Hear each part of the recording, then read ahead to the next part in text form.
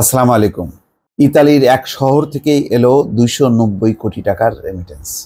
সুন্দর একটি খবর, ভালো খবর। এগুলি মন মাতানো খবর।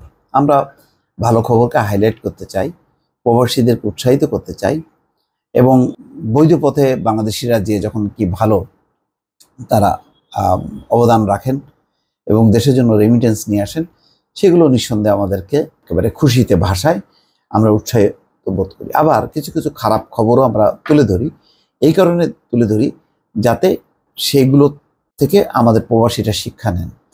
আবার প্রবাসীদের দুঃখ দুর্দশা তুলে ধরি যাতে সরকার নজর দেন, তাদের সমস্যার সমাধানে আগ্রহী হন। তারপরও বলা যায় যে প্রবাসীরা অনেক দুঃখ কষ্ট সহ্য করেই কিন্তু প্রবাসী টিকে আছেন এবং বাংলাদেশকে পরোক্ষভাবে তারা ব্যাপক অবদান রেখে চলেছেন যখন আমাদের রেমিটেন্সের ব্যাপক ঘাটতি।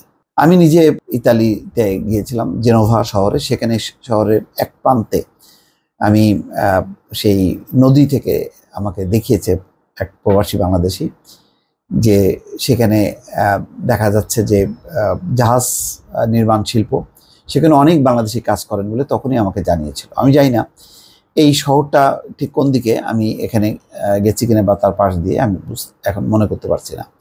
এটা হচ্ছে মনফালকোনে শহর। একটি ছবি দেখা যাচ্ছে জাহাজ এবং তার সামনে শ্রমিকদের বা কর্মীদের। ইতালির একটি শহর থেকে গত বছর বাংলাদেশে ২৪ মিলিয়ন ইউরো সম পরিমাণ রেমিটেন্স পাঠিয়েছে সেখানে থাকা প্রবাসী বাংলাদেশিরা, যা বাংলাদেশি মুদ্রায় প্রায় ২৯০ কোটি টাকা। একটি শহর থেকে, ইউরোপের একটি শহর। এটা চিন্তা করা যায়। এই নিয়ে দেশটির উত্তর পূর্বাঞ্চলের পত্রিকা ইল পিক্কোলো বুধবার একটি প্রতিবেদন প্রকাশ করেছে। তার মানে স্থানীয় গণমাধ্যমের দৃষ্টি আকর্ষণ হয়েছে।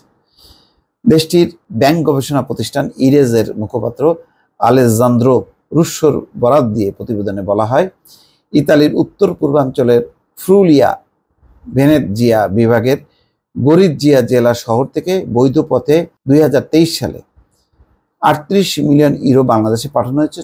তবে শুধু মনফালকোনে শহর থেকেই পাঠানো হয়েছে ২৪ মিলিয়ন, যা বাংলাদেশের মুদ্রায় ২৯০ কোটি। তার মানে দেখেন, ২৩ সালে ৩৮ মিলিয়নের মধ্যে ২৪ মিলিয়নই আসছে একটা শহর থেকে। প্রতিবেদনে আরো বলা হয়, বেশ কয়েক বছর যাবৎ মনফালকোনে শহরে বাড়ছে বিদেশিদের সংখ্যা, তবে এক্ষেত্রে বাংলাদেশি নাগরিকদের সংখ্যাই খুব বেশি। সর্বশেষ আদমশুমারি অনুযায়ী শহরটিতে প্রায় ২৮,০০০ বাসিন্দা রয়েছে, এর মধ্যে ১০,০০০ নাগরিকই বাংলাদেশ। বিভিন্ন সময় সঠিক কাউন্সিলিং, দূতাবাসের বিভিন্ন আলোচনা সভা, রেমিটেন্স প্রদানকারীদের সম্মানিত করার মাধ্যমে সচেতনতার পথে বৈধ পথে প্রবাসীরা রেমিটেন্স পাঠাচ্ছেন বলে মনে করেন রোম দূতাবাসে নিযুক্ত চার্জ d'affaires জসিমউদ্দিন। তিনি বলছেন যে তারা এই রেমিটেন্স পাঠাচ্ছেন এবং তাদেরকে উৎসাহিত করতে পারছেন। আচ্ছা, সানি ভুইয়া নামে একজন মনফালকোনে বাসিন্দা বলছেন, প্রায় ৯০ দশক থেকে স্লোভেনিয়া ইতালির সীমান্তবর্তী শহরে বাংলাদেশিরা বসবাস করে আসছে। জাহাজ নির্মাণের জন্য খ্যাত এই শহরের প্রায় প্রতিটি সেক্টরেই বাংলাদেশিরা সুনামের সঙ্গে কাজ করছে। প্রথম অবস্থায় বাংলাদেশিদের অবস্থান খুব একটা ভালো ছিল না, কিন্তু বর্তমানে এখানে অনেক বাংলাদেশি কাজের পাশাপাশি সরাসরি জাহাজ নির্মাণ ব্যবসায় অবদান রাখছে। আমরা এটাই প্রত্যাশা করি। এখন যারা কর্মী, পরে তারা নির্মাতা বা উদ্যোক্তা হবেন, মালিক হবেন, জাহাজ তৈরি করবেন, বিক্রি ব্যবসা করে তারা আরও উপরে উঠবেন। সেই সুদিনের প্রত্যাশায় আমরা থাকলাম। দর্শক, ভালো থাকবেন। আল্লাহ হাফেজ।